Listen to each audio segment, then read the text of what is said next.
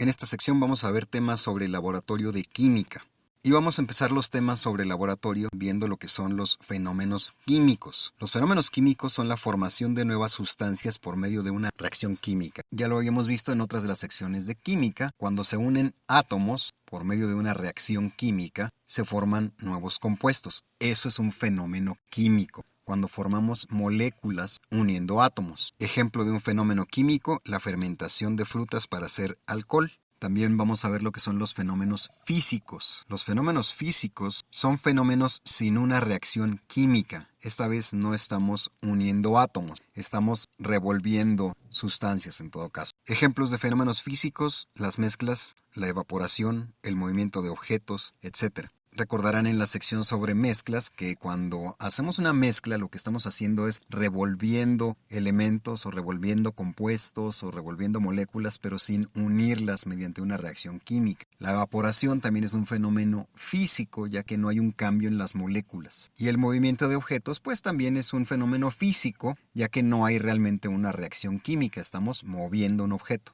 Vamos a ver más a fondo los fenómenos químicos. Vamos a empezar viendo lo que son los ácidos y bases. Hay preguntas en los exámenes de Comipems y de Ceneval en donde preguntan esto. Los ácidos son sustancias con una mayor cantidad de hidrógeno. Tienen sabor agrio, son corrosivos y reaccionan con algunos metales produciendo hidrógeno o moléculas de hidrógeno, H2. Se mide entre 0 y 7 en el nivel de medición de pH. El nivel de medición de pH es una tabla en la cual se mide la acidez de sustancias y van los niveles del 0 al 14. Del 0 al 7 son las sustancias ácidas. ¿Qué es el pH? El pH es potencial de hidrógeno. El nivel de pH va del 0 al 14, era lo que les decía de esta tabla para medir la acidez de sustancias. Del 0 al 7 es ácido, de 7 a 14 es base. Y ahorita vamos a ver lo que son las bases. Bases son sustancias con una mayor cantidad de hidróxido, es decir, de oxígeno combinado con hidrógeno. A una base también se le conoce como sustancia alcalina. Las bases tienen un sabor amargo, disuelven grasas y presentan tacto jabonoso.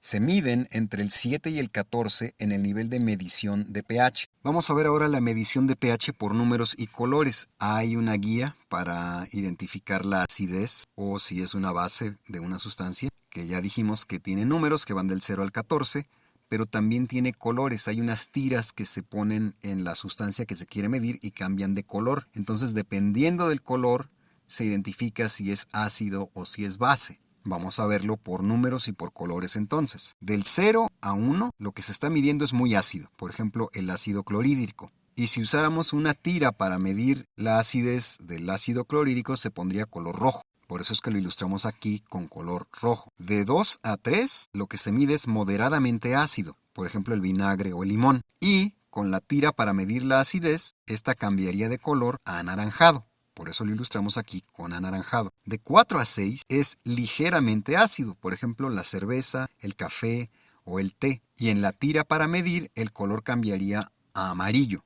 Por eso lo ilustramos aquí con amarillo. El 7 es neutro. El agua, por ejemplo, el agua es neutra. Y si ponemos una tira para medir en agua, va a cambiar a color verde, porque es neutral.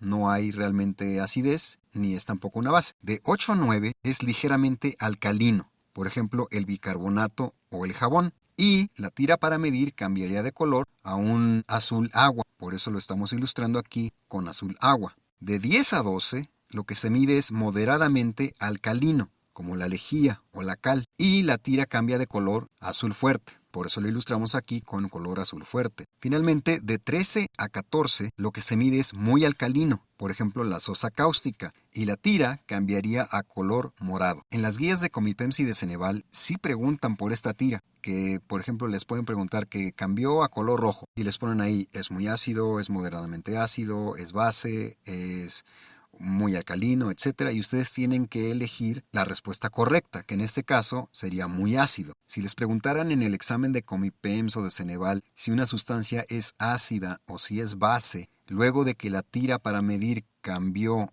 a color azul, pues entonces la respuesta es que sería moderadamente alcalino. Entonces acuérdense de los números de esta escala para medir si algo es base o si es ácido, y acuérdense también de los colores. El papel con el que se mide, por cierto, es papel tornasol. Vamos a ver ahora la neutralización. La neutralización ocurre cuando se mezclan un ácido y una base formando agua y sal. Acuérdense que sal no es nada más la sal que le echamos a la comida.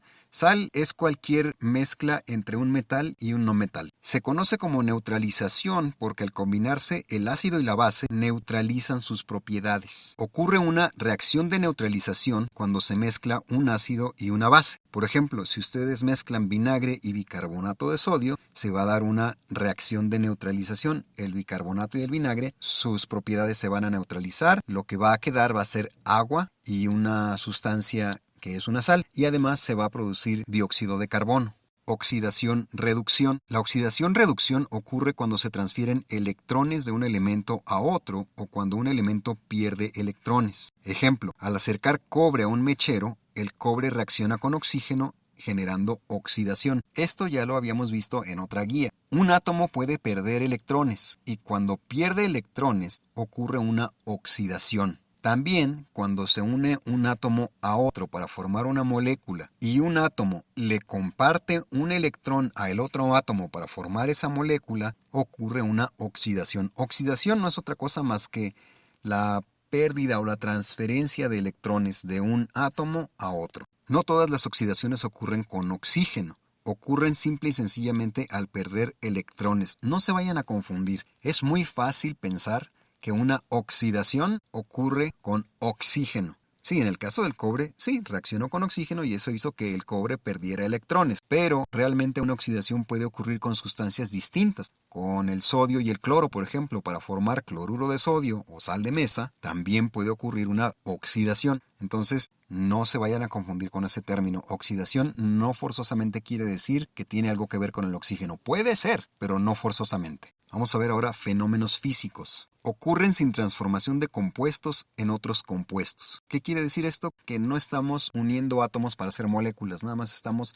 revolviendo moléculas. Ejemplos de fenómenos físicos: fenómenos con agua y fenómenos con calor. ¿Por qué es un fenómeno físico los fenómenos con agua? Porque si ustedes evaporan agua o congelan agua, no están cambiando a sus moléculas, siguen siendo moléculas de H2O. Simple y sencillamente tienen una velocidad distinta. Y cuando tienen una velocidad distinta, es un fenómeno físico, no es un fenómeno químico. Para que fuera un fenómeno químico, le tendríamos que quitar átomos a la molécula de agua. Vamos a ver un poco más a detalle esto de los fenómenos físicos con agua. Para empezar, hay que recordar que el agua es un disolvente universal. Y si preguntan en las guías de Comipems y de Ceneval a qué se conoce como un disolvente universal, pues al agua. Un fenómeno físico es la evaporación para separar sal de agua. Si ustedes disuelven sal en un vaso con agua y después calientan esa agua, el agua se va a evaporar, pero la sal va a quedar en el contenedor que se calentó. Vamos a ver los estados del agua. Licuefacción, que ocurre al llegar a los 0 grados. Evaporación, que ocurre al llegar a los 100 grados. Y congelamiento, cuando el agua llega a menos de 100 grados. Recordarán que el agua puede tener 3 estados, como la materia: líquido, sólido y gaseoso. Bueno, la licuefacción es cuando el agua se convierte en líquido, la evaporación cuando se convierte en gas y el congelamiento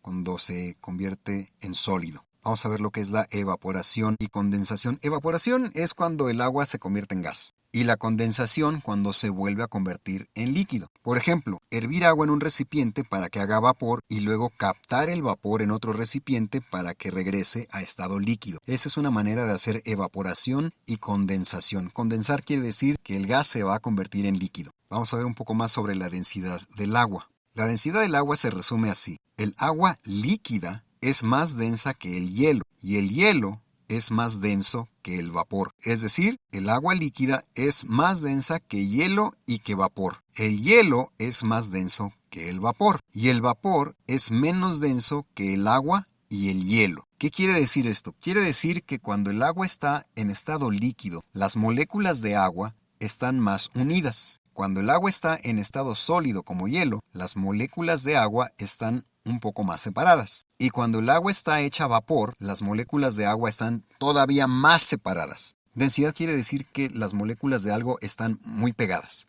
o quiere decir también qué tan pegadas están las moléculas de algo en un espacio. Entonces, si les preguntan, por ejemplo, ¿por qué flota el hielo en el agua? Pues porque el hielo es menos denso que el agua líquida. Vamos a ver ahora un poco sobre calor. El calor incrementa la velocidad a las que vibran las moléculas. Al aumentar el calor, aumenta la presión en un espacio cerrado al expandirse las moléculas. La transferencia de calor ocurre cuando un objeto transfiere calor a otro. Cuando esto ocurre, el objeto que transfiere su calor se enfría. Si ustedes tienen un objeto que está caliente y lo ponen cerca de otro objeto que está a temperatura ambiente, el objeto caliente le va a transferir su calor al otro objeto. El frío no se transfiere, solo se transfiere el calor. Vamos a ver fenómenos electromagnéticos. Un ejemplo de esto es el electroscopio, que estamos aquí ilustrando de manera sencilla. El electroscopio se usa para determinar la carga de un objeto, si es positiva o negativa. El electroscopio es esto que están viendo ustedes en pantalla y que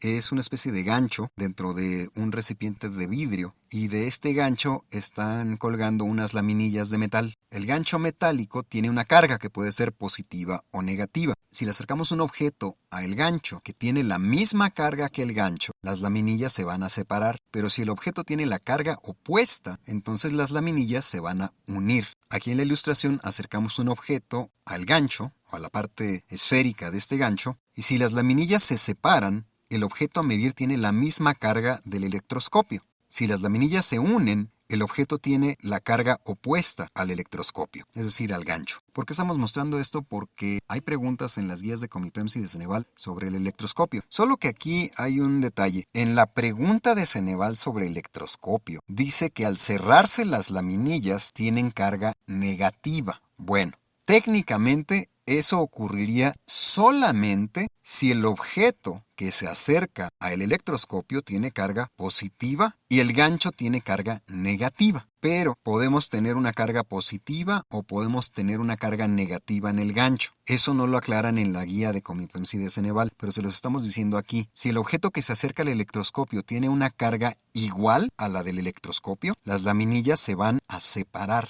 Pero si tiene la carga opuesta, las laminillas se van a unir. ¿Por qué hicieron esta omisión en la guía de Comipemsi de Ceneval? No lo sé, pero tengan cuidado, porque si no les informan en el examen de Comipemsi de Ceneval qué carga tiene el electroscopio, entonces asuman que el electroscopio tiene una carga positiva. Con esto terminamos la sección sobre laboratorio.